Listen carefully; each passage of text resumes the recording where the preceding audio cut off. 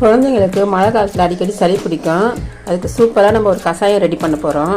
கொஞ்சம் துளசி எடுத்துங்க, 2 வெத்தலை, கொஞ்சம் கற்பூரவள்ளி, கொஞ்சம் குப்பைமேனி இலை, கொஞ்சம் மிளகு சீரகம். குப்பைமேனி இலை கிடைக்கலனா பரவாயில்ல, இது மீதி இருக்கிற ஐட்டம்லாம் போட்டு ஒரு கஷாயம் ரெடி பண்ணலாம்.